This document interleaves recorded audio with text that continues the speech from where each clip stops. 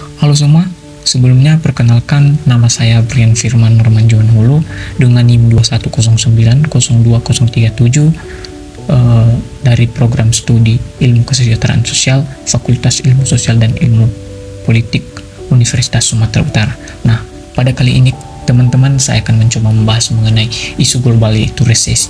Nah, jadi banyak berita yang telah beredar baik dari media sosial terhadap masyarakat juga bahwa misalnya banyak statement mengatakan bahwa perekonomian dunia pada tahun yang akan mendatang ini akan mengakibatkan keburukan atau penurunan daripada tingkat perekonomian. Nah, untuk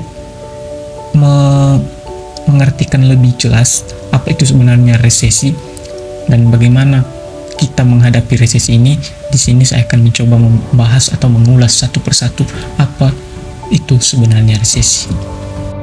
Nah, jadi definisi daripada resesi sebenarnya itu merupakan suatu pelemahan ekonomi global yang mempengaruhi perekonomian dalam negeri ataupun negara-negara di dunia, yang dimana semakin kuat ketergantungan ekonomi satu negara dengan negara yang lain pada perekonomian global yang semakin cepat membuat resesi terjadi di suatu negara tersebut. Nah, dari definisi ini kita dapat mengambil satu kesimpulan bahwa resesi ini sangatlah berdampak bagi manusia, di mana adanya tingkat penurunan daripada perekonomian di dunia. Nah, jadi ada juga beberapa faktor yang kemungkinan besar menyebabkan resesi ini terjadi, di mana yang pertama pandemi COVID-19. Nah, sesuai dengan yang telah terjadi di tahun-tahun sebelumnya, kurang lebih 2 tahun ya kita mengalami pandemi COVID-19 ini, di mana setiap negara lebih fokus menangani COVID ini dan menerapkan pembatasan aktivitas termasuk ekonomi.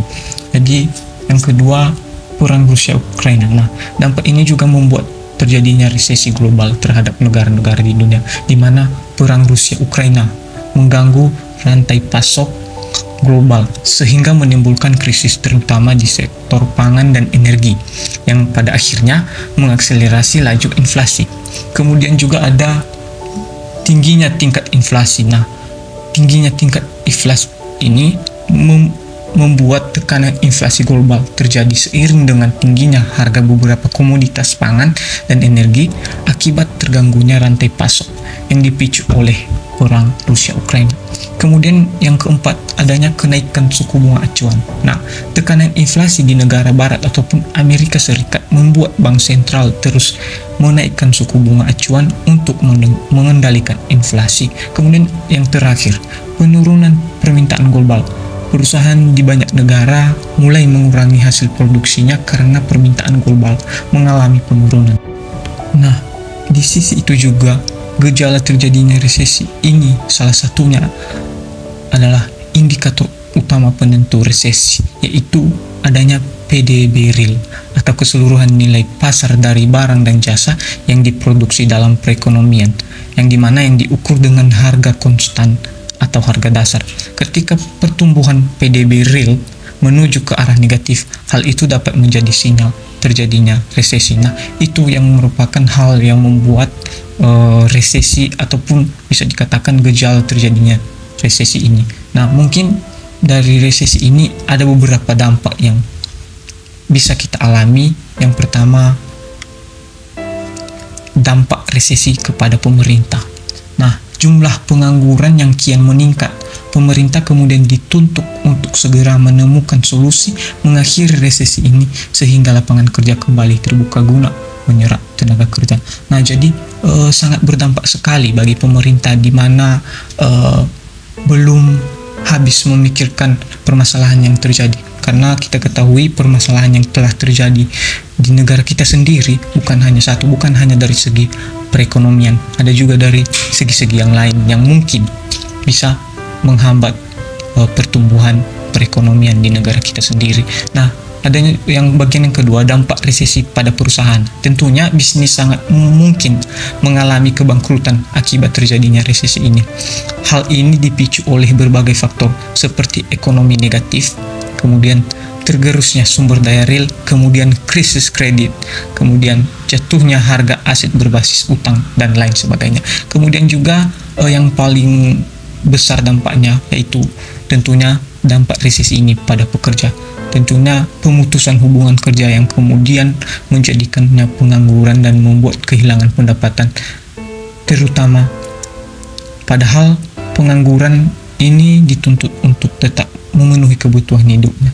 Jadi hal itu ya yang sangat membuat atau yang sangat berisiko fatal untuk diambil satu kebijakan dalam penyelesaian permasalahan ini.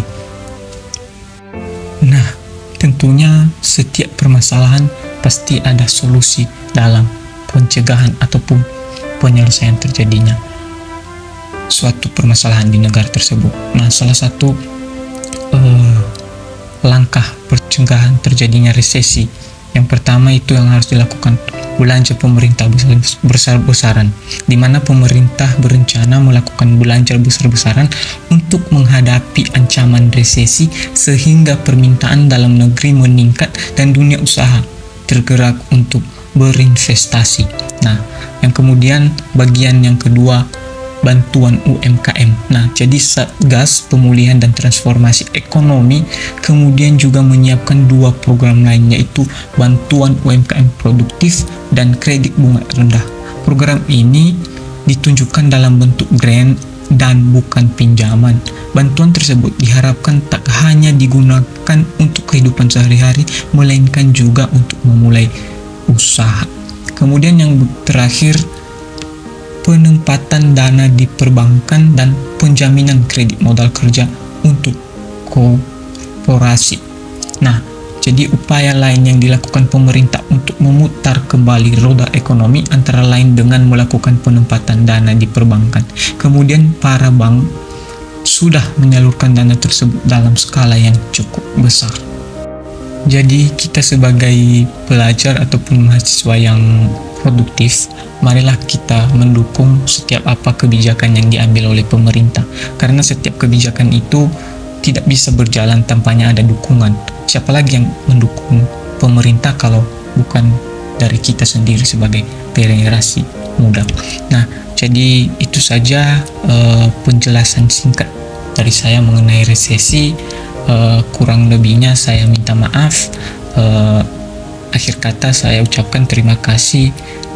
Sampai jumpa di lain waktu.